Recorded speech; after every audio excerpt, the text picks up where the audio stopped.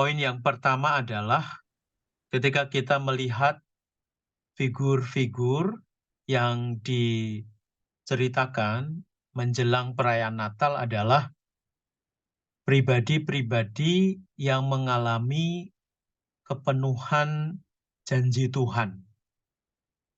Artinya, janji Tuhan yang diberikan kepada masing-masing pribadi ini adalah janji-janji yang sebelumnya memang sangat dirindukan. Karena berkaitan dengan figur-figur yang disampaikan, itu sudah diramalkan jauh sebelumnya. Bahwa pribadi-pribadi tersebut akan mengalami dan merasakan kepenuhan dari janji Tuhan itu. Dan janji Tuhan benar-benar terlaksana. Itu yang pertama. Maka poin yang bisa kita dapatkan di sini adalah jangan sampai kita mengabaikan janji yang diberikan oleh Tuhan. Saya kasih contoh misalnya. Kita sebagai orang Katolik itu kan punya beberapa janji. Salah satunya adalah janji baptis. Dan di balik janji itu ada beberapa berkat yang diberikan kepada kita. Itulah sebabnya kita harus pegang janji yang diucapkan ketika kita menerima sakramen baptis itu. Karena janji itu tidak hanya sudah terpenuhi di dalam hidup kita, tapi juga sekaligus dengan janji yang sudah kita berikan itu, kita akan mendapatkan jaminan dari janji yang sudah kita ucapkan itu. Lalu yang kedua, kita juga beberapa dari kita mempunyai yang namanya janji perkawinan. Nah, kalau misalnya setiap keluarga berpegang pada janji perkawinan yang oleh keduanya pernah diucapkan, maka keluarga kita masing-masing itu akan selalu harmonis. Keluarga kita akan selalu mendapatkan perlindungan dari Tuhan. Bahkan bagi keduanya yang sudah mengucapkan janji perkawinan itu menjadi tanda yang paling nyata dari sakramen itu, tanda keselamatan dari sakramen itu yang melalui janji itu akan membawa keduanya dan juga keluarganya pada kekudusan. Lalu tentu bagi saya mempunyai yang namanya janji imamat. Kalau misalnya saya berpegang pada janji imamat saya, maka banyak berkat juga yang akan saya dapatkan tidak hanya hari ini, tapi juga di masa-masa yang akan datang. Itulah sebabnya figur-figur yang diceritakan di sekitar Natal adalah pribadi-pribadi yang mendapatkan kepenuhan dari janji Tuhan itu dan mereka berpegang pada janji-janji itu. Nah, kita bisa lihat misalnya seperti Yohanes Pembaptis. Kalau kita lihat Yohanes Pembaptis selalu yang kita dengarkan adalah dia seperti suara yang terulang lagi dari kata-kata Yesaya itu. Mempersiapkan jalan bagi Tuhan. Dan bahkan figur tentang Yohanes ini sangat luar biasa. Dia disebut dari artinya saja adalah God is gracious.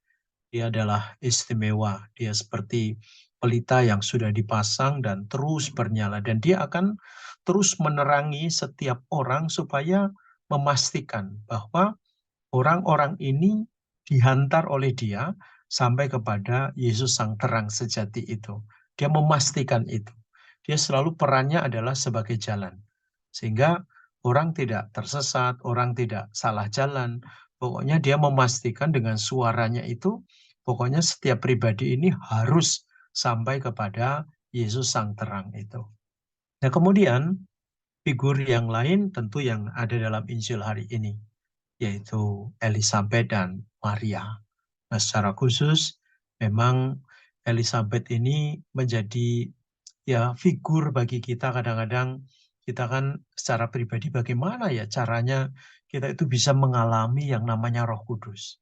Dan kita sering juga minta kepada Tuhan supaya Roh Kudus itu hadir di dalam kehidupan kita. Dan sekarang ada bukti nyata. Orang yang mengalami kehadiran Roh Kudus ya seperti Elizabeth itu. Ya tidak aja secara fisik dia mengalami sukacita dan kegembiraan, tetapi hatinya itu penuh. Maka dikatakan di sana ketika hatinya, tubuhnya, jiwanya dipenuhi oleh Roh Kudus, tidak hanya dirinya yang mengalami sukacita dan kegembiraan itu, tetapi juga anak yang dikandungnya itu, Yohanes, mengalami kegirangan, sukacita itu. Bahkan kemudian Elizabeth yang dipenuhi dengan Roh Kudus ini, dia mengungkapkan kata-kata yang istimewa, kata-kata yang indah. Bagi kita yang kemudian mengucapkan kembali kata-kata dari Elizabeth ini juga mengalami sukacita dan kegembiraan yang sama. Nah, saya mau mengatakan bahwa pengalaman akan Roh Kudus itu real. Pengalaman akan Roh Kudus itu nyata. Kita bisa membuktikannya dalam pengalaman Elizabeth. Nanti akan semakin dahsyat besok itu ketika kita mengalami kehadiran Roh Kudus dalam diri Bunda Maria. Nah, kemudian akan terekspresikan dengan Kidung Maria itu, Magnificatnya. Masih ada lagi yang dahsyat, Zakaria. Dia harus 9 bulan mengalami kebisuan. Nah, kemudian selama 9 bulan itu dia mengalami kehadiran Roh Kudus. Nah, kemudian setelah lidahnya bisa berkata-kata, lalu muncullah yang disebut dengan Kidung Zakaria. Nah, kedua doa ini, yaitu Kidung Maria dan Kidung Zakaria, itu biasa kami doakan. Kalau pagi, kami menyanyikan Kidung Zakaria. Pengalamannya Zakaria.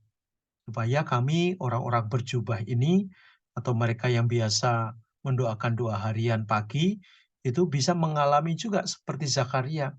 Bagaimana kamu bisa mengalami Roh Kudus dalam hidupmu? Lalu pada sore hari, dalam ibadat brevir, ibadat sore, kami menyanyikan yang namanya Kidung Maria, Magnificat. Supaya pengalamannya sama. Kita juga bisa mengalami kehadiran Roh Kudus itu. Nah, saya tidak hanya membatasi kami yang berdoa pagi atau sore, tapi juga bagi kita semua. Kalau kita mau mengalami kehadiran Roh Kudus, nah kita cermati kata-kata dari Zakaria, kita cermati kata-kata dari Maria. Dan itu seperti yang tadi kita doakan juga dalam doa syafaat. Kita adalah pribadi-pribadi yang mengalami kehadiran Roh Kudus. Sehingga doa-doa yang tadi disampaikan itu benar-benar doa yang didorong oleh kehadiran Roh Kudus itu. Kita berdoa untuk banyak orang, sama seperti pengalaman Zakaria dan pengalaman Maria itu. Dia mendoakan banyak orang. Maka kalian bisa perhatikan itu doanya Zakaria dan doanya Maria itu. Dia mendoakan banyak orang. Yang intinya adalah bahwa semua orang diajak untuk merasakan uh, janji dari kepenuhan itu yang diberikan oleh Tuhan. Maka teman-teman yang terkasih, di masa Advent menjelang Natal ini saya ingin mengajak refleksi kepada kalian karena Natal sudah mulai dekat. Coba kalian belajar dari tokoh-tokoh yang disebutkan selama masa Advent ini, khususnya 9 hari menjelang Natal. Ini kita lihat figur-figurnya.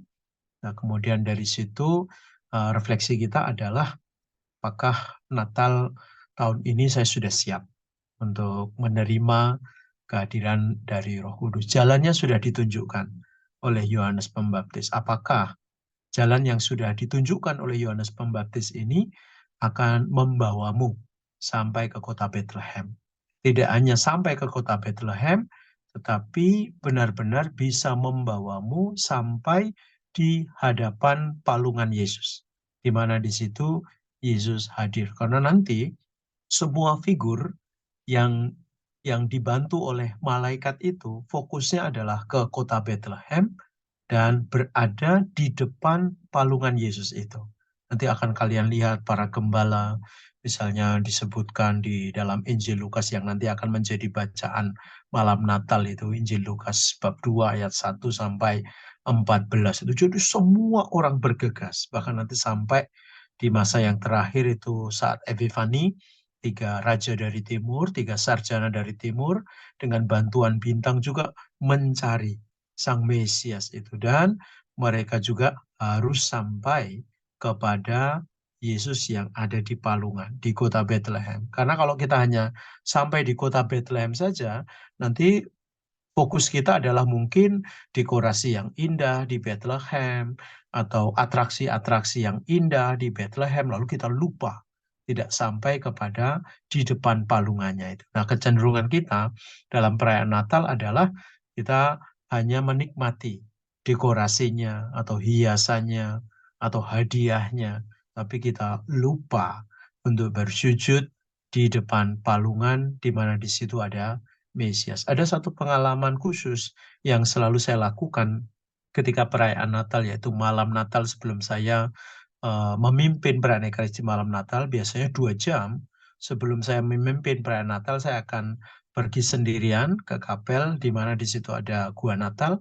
Lalu saya berdoa di situ selama 1 jam. Saya lihat itu sorot matanya Sang Mesias itu, bayi Yesus itu. Saya hanya kontemplasi melihat matanya Sang Mesias itu. Saya mau merasakan dia mau bicara apa kepada saya di tahun ini. Karena memang bacaan-bacaan Natal kan sama.